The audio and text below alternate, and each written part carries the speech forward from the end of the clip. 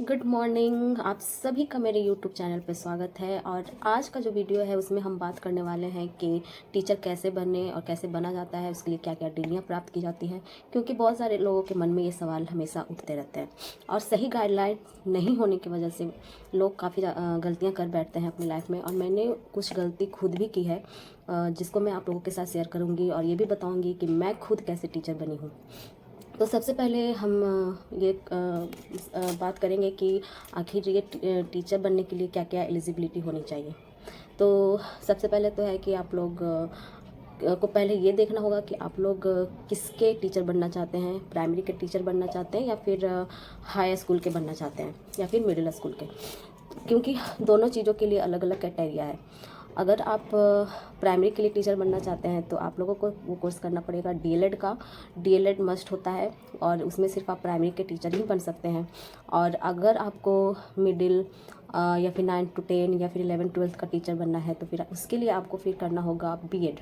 अब मैंने खुद बीएड कर रखा है, लेकिन नॉलेज की कमी की वजह से मेरे साथ क्या हुआ कि मैं कॉमर्स के स्टूडेंट हूँ। और आप लोगों को पता है कि कॉमर्स जो है वो ना तो प्राइमरी स्कूल में होता है और ना तो मिडिल स्कूल में पढ़ाया जाता है और ना ही 9 to 10 में पढ़ाया जाता है। वो डायरेक्ट होता है 11-12 के लिए।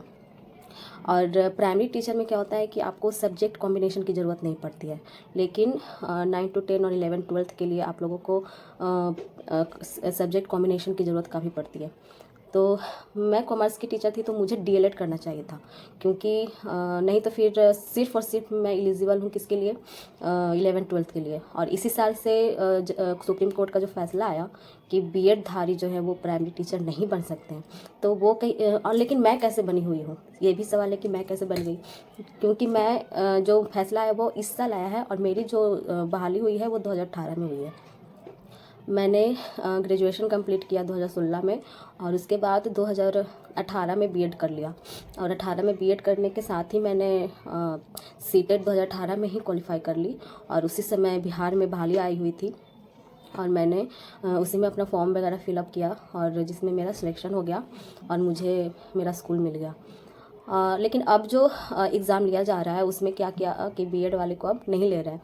और इस बार जो बीपीएससी आई थी उसमें मैंने फॉर्म भरा हुआ था और अच्छे खासे मार्क्स भी मेरे आ रहे थे बीपीएससी में 1 to 5 के लिए। लेकिन अचानक से फैसला क्या आया वो अब सभी को पता है, जिससे मतलब दिल टूट ही गया समझिए। लेकिन कोई बात नहीं, क्योंकि मेरे पास ऑलरेडी जॉब है।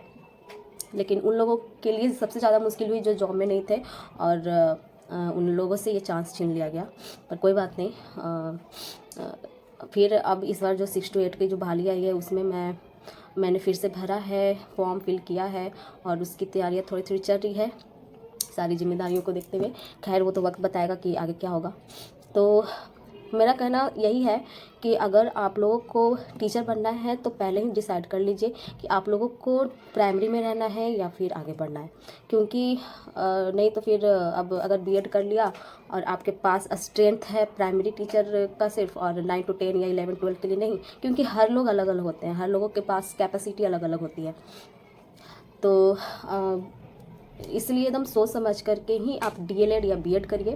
प्राइमरी में रहना चाह रहे हैं, आपके पास उतनी ही कैपेसिटी है तो आप डीएलएड करिए और प्राइमरी में पढ़ाइए, क्योंकि प्राइमरी में भी पढ़ाना अपने आप में एक सौभाग्य की बात है। बच्चों के साथ घुल मिल के काम करना अलग ही लेवल का मतलब खुशी आता है। और लेकिन हाँ, अगर आप में कैपेबिलिटी है कि आप 11-12 9 to 10 आपके पास पढ़ाई जो है उस स्टैंडर्ड की है तो आप कर सकते हैं, ज़रूर कर सकते हैं। तो एस्टेट क्वालिफाई करिए बीएड करने के बाद, उसके बाद बीपीएससी का एग्ज़ाम दीजिए और आप ज्वाइन करिए।